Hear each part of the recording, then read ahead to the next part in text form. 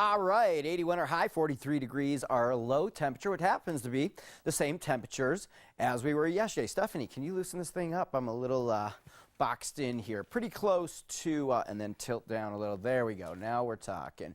All right, pretty close to the averages for this time of year of 80 and 45. Okay, we talked about this just earlier in the show. We have the storm system moving in through the Pacific Northwest and a cold front extending all the way into Central California. This thing's going to continue through the Great Basin and into the Intermountain West. And what means that for us is another windy day out there tomorrow. Very spring-like, kind of April weather pattern here getting into late June, and I think we will see some strong gusty winds across the region tomorrow, probably up right around 40 miles per hour. There is a red flag warning. Critical fire weather conditions will be met once again. It's super dry out in the forest out there, so please be careful. We do have the red flag warning because when we have the low relative humidities coupled with the strong winds, this is when we get this explosive fire growth potential if there was to be a fire. So all of Mojave County, all of Coconino County, and portions of Navajo County are in that red flag warning throughout the day on Thursday. Temperature outside right now 78 degrees, sunny skies, winds gusting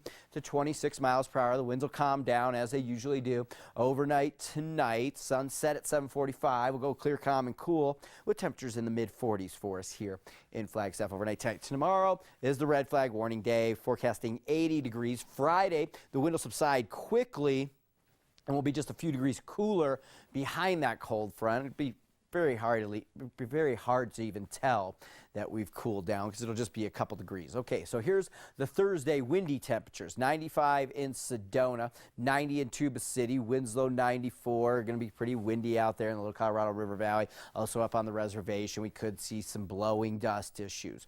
Okay, we get beyond tomorrow, and we're going to go into a strong warming trend. And what I was saying earlier is I think this may be the last spring-like storm system of the year. As I look into the forecast crystal ball over the next week or so, we start to see this jet stream start to retreat more and more farther north.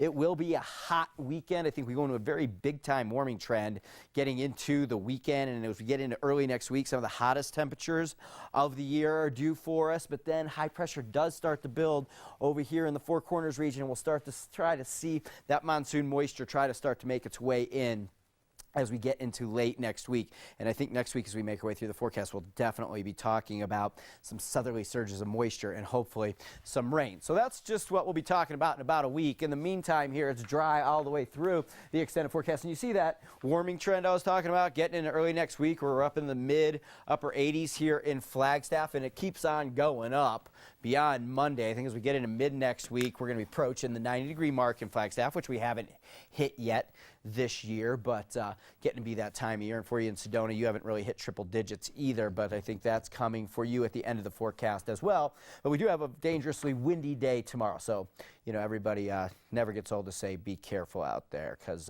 forest is still open and it's really dry out there. Well, windy, not so great, but warm weather makes everybody happy. Yeah, indeed. Thanks, Lee.